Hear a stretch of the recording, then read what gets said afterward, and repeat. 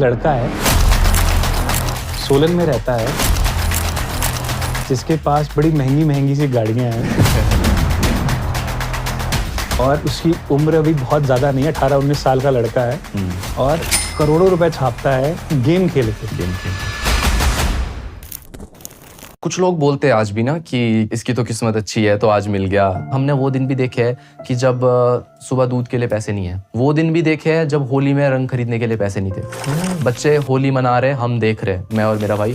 वो दिन भी देखे जब दिवाली में बच्चे पटाखे जला रहे हैं लेकिन हमारे पास पटाखे खरीदने के लिए पैसे नहीं है। वो दिन भी देखे हैं कि जब गाँव में होते थे कि दिवाली है लेकिन कपड़े खरीदने के लिए पैसे नहीं है, तो जो गांव के थोड़े मतलब समझ लो कि जिनके पास थोड़ा पैसा है उनके जो बच्चे उनके पुराने कपड़े जो है हमें मिल जाते थे। तो सारे दिन देखे हैं, सब पूरा बहुत मेहनत करी है, बहुत गरीबी देखी है यार, तभी आज यहाँ पे है, मैं तो मानता हूँ। हैं साहिल राणा, एस गेमिंग करके इनका यूट्यूब चैनल है। एक ही क्यों, इनके बहुत सारे यूट्यूब चैनल्स हैं और कलेक्टिवली 3.5 करोड़ सब्सक्राइबर्स इनके पास हैं। इंडिया के टॉप 3 यूट्यूब गेमिंग चैनल्स में इनका चैनल आता है, एस गेमिंग। साहिल राणा को मिलके बहुत अच्छा लगा, बहुत ही पॉजिटिव वाइब आई, बहुत ही सही बंदा लगा मेरे को ऑनेस्टली। और इस पॉडकास्ट को जो लोग देखेंगे वो साहिल को देखने का नज़रिया बहुत चेंज हो जाएगा उनका, क्योंकि साहिल ने खुद बताया कि बहुत सारे लोग कहते हैं कि एरोगेंट है, इस किस्मत वाला है, बहुत जल्दी इसको बहुत ज़्यादा पैसा मिल गया है।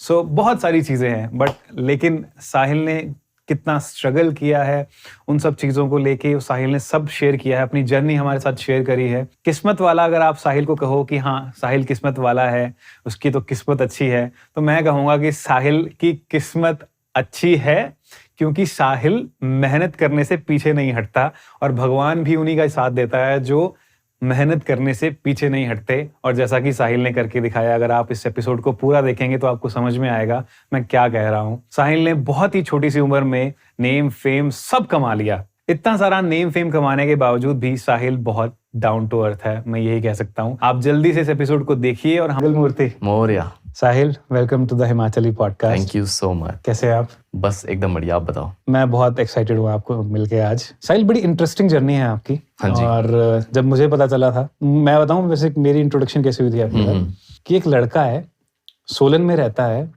जिसके पास बड़ी महंगी महंगी सी गाड़ियाँ हैं। बेसिकली मैं सिरमौर से हरिपुरधार से हूँ। हरिपुरधार के पास एक गांव है टिकरी डसाकना, वहाँ से हूँ। तो वहीं बचपन तो ज़्यादा कर वहीं बीता, 3rd 4th 5th तक। फिर उसके बाद हम सोलन आ गए थे, उस पर बाद में आऊँगा। 3rd 4th 5th तक स्कूल जाता था। फिर मेरा छोटा भाई हुआ, फिर उसके साथ और मज़ा आता था। सनी, हाँ सनी, वो भी खैर नहीं है। मैं सोच रहा था कि शायद सनी बाय डिफॉल्ट आएगा साथ में, बट हाँ नेक्स्ट टाइम। तो सनी और मैं बढ़िया स्कूल जाते थे। एंड फिर गांव से हम लोग थोड़ा शिफ्ट हो गए थे। बहुत क्या बोलते हैं, फेमस मंदिर है, भगाइनी माता का मंदिर है वहाँ पर।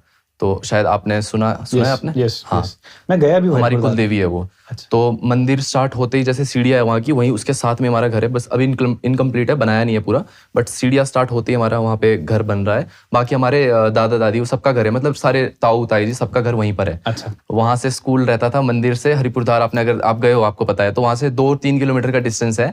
तो 2-3 किलोमीटर, अब सुबह हम छोटे छोटे होते थे। हाँ। उस टाइम पे भाई मैं बहुत ही मतलब समझ सकते हो बहुत गरीब फैमिली से आया हूँ। मिडिल क्लास भी नहीं बोलेंगे, गरीब फैमिली। मतलब गांव में आपको पता ही है कैसा होता है ना। तो मेरी मम्मी क्या बोलते, हमारी एक शॉप थी मंदिर के नीचे ही, वहाँ पे हमारी शॉप थी। वही भोग वगैरह की, जो वहाँ पे क्या ही बिकता है, प्रसाद वगैरह भोग वगैरह जो बिकता है। मेरे को अभी भी याद है, सुबह वहाँ से मंदिर से सुबह में बस जाती थी हरिपुरधार के लिए। तो वो सुबह फ्री में लेके जाती थी, क्या बोलते, क्योंकि वो पैसा नहीं लेते थे मंदिर से जब जाते थे। किराया होता था कुछ 3 या 4 रुपये होता था एक बंदे का, और मैं और मेरे भाई होते थे। अब मम्मी क्या है, कभी कभी तो पूरा किराया दे देते थे। तब दुकान भी थी, बट दुकान भी उतनी अच्छी खासी कुछ चलती नहीं थी, मतलब कभी कभी चल गई। तो कभी कभी ताऊ जी दे देते थे तो ठीक है, जब नहीं देते थे तो फिर अब एक बंदे का किराया है, मुझे आज भी याद है, उसमें 2 कंडक्टर होते थे, उसमें सरकारी बस थी कोई। तो उसमें एक जो कंडक्टर होता था वो तो कभी पैसे नहीं लेता था हमसे। जिस दिन उसको देखता था खुश हो जाता था कि आज तो भाई नो किराया, तो 3-4 रुपये खर्च कर लिए, टॉफी ले ली, ये ले लिए, वो ले लिए। बट जब एक दूसरे वाला खड़ूस था, आज उसकी शक्ल थोड़ी आज भी याद है मुझे, तो वो खड़ूस था, वो दोनों का किराया उसको चाहिए होता था, पूरा किराया सबका। तो अब क्या होता था, बहुत टाइम जो हमारे पास पैसे नहीं होते थे 3-4 ही पड़े, 7-8 रुपए होते थे पूरे टोटल लगते थे। तो मैं मेरे भाई को, हम क्या करते थे, सबसे लास्ट सीट पे बैठते थे और लास्ट सीट के नीचे मैं अपने भाई को छुपा लेता था 2-3 किलोमीटर के लिए। तो मेरा भाई लास्ट बस की लास्ट सीट पे हम लोग जाते थे, तो मेरा भाई बिल्कुल छोटा नर्सरी केजी में होगा उस वक्त और मैं फर्स्ट या सेकंड में होगा उस टाइम पे।